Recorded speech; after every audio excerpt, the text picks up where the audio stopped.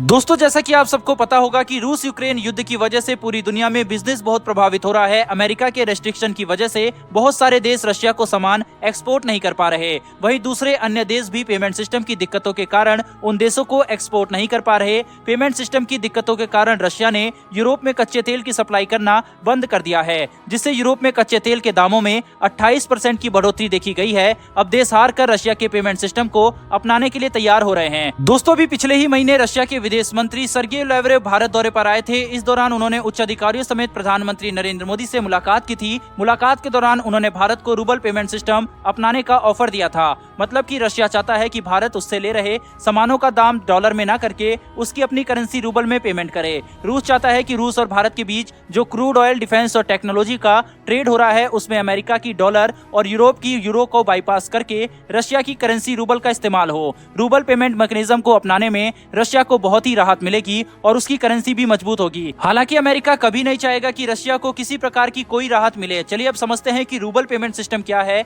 अभी international market में dollar का वर्चस्व है। ज्यादातर देशों के बीच ट्रेड का पेमेंट डॉलर में किया जाता है। रशिया भी अब तक इस सिस्टम के जरिए काम करता था, लेकिन अब वह यूएस के रेस्ट्रिक्शन का जवाब देने के लिए अपनी खुद की करेंसी रूबल में पेमेंट चाहता है। वह चाहता है कि जो अन्य देश उससे ट्रेड कर रहे हैं वे उसको करेंसी रूबल में पेमेंट करे, ना कि डॉलर में। हालांकि कोई भी देश अमेरिका को नाराज नहीं करना चाहता और साथ ही रूबल अभी मार्केट में स्टेबल भी नहीं है। यही वजह है कि अन्य देश इस पेमेंट सिस्टम को अपनाने से बच रहे हैं। रशिया रूबल पेमेंट मैकेनिज्म को अपनाने के लिए बहुत ही उत्सुक दिखाई दे रहा है और उसने इसे अपनाने के लिए यूरोप के कई देशों को तेल सप्लाई बंद कर दिया है। वैसे तेल सप्लाई बंद होने के बाद यूरोप में कच्चे तेलों के दामों में 28% की बढ़ोतरी हो गई है, जिससे देश परेशान होकर रूबल पेमेंट सिस्टम को अपनाने के लिए मजबूर हो गए हैं। पोलैंड जैसे कुछ देश ने रशिया को कच्चे तेल के लिए रूबल पेमेंट भी किया है। अपने दौरे के दौरान रशियन विदेश मंत्री ने भारत से भी रूबल पेमेंट मैकेनिज्म को अपनाने की मांग की थी, लेकिन अभी भारत ने इस पर कोई फाइनल कॉल नहीं लिया है, क्योंकि रशियन करेंसी रूबल अभी मार्केट में स्थिर नहीं है। वहीं पर भारत अमेरिका को भी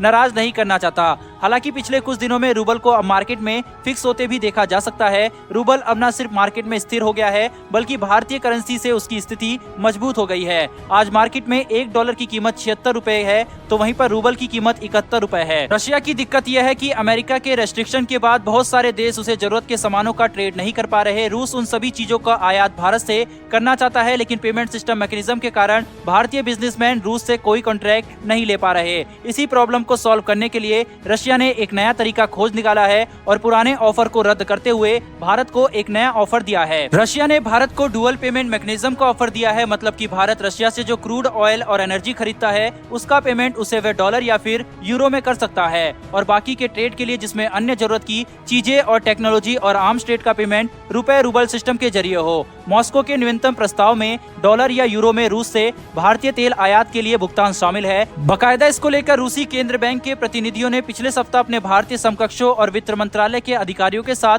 प्रस्तावों पर चर्चा की है। हालांकि इसको लेकर अभी कोई अंतिम फैसला भारत की तरफ से नहीं लिया गया है। भारतीय वित्त मंत्रालय और भारत का केंद्र bank reserve bank of India ने इस ईमेल का जवाब अभी नहीं दिया है। रूस के इस ऑफर पर अंतिम फैसला भारत का वित्त मंत्रालय भारतीय प्रधानमंत्री के साथ बैठक के बाद करेगा।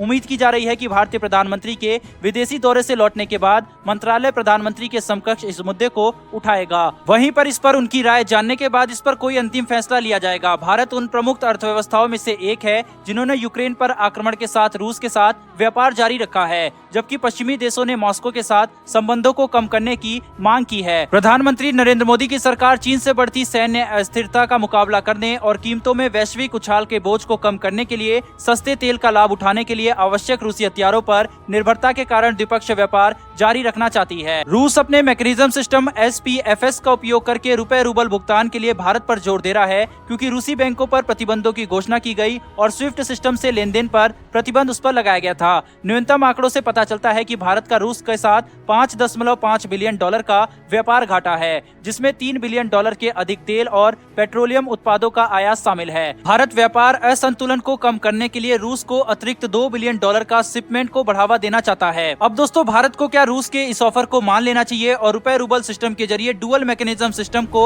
अपना लेना चाहिए? कमेंट करके अपनी राय जरूर बताएं। अगर आपको ये इन्फॉर्मेशन और वीडियो पसंद आई हो तो वीडियो को लाइक करके चैनल को सब्सक्राइब कर बेल नोटिफिकेशन को ऑन कर लें, जिससे हमारी आने वाली वीडियो आप तक सबसे पहले पहुंच सके। फिलहाल इस वीडियो में इतना ही। फिर मिलेंगे डिफेंस और वर्ल्ड अफेयर से जुड़ी ऐसी एक नई वीडियो के साथ। धन्यवाद। जय हिंद।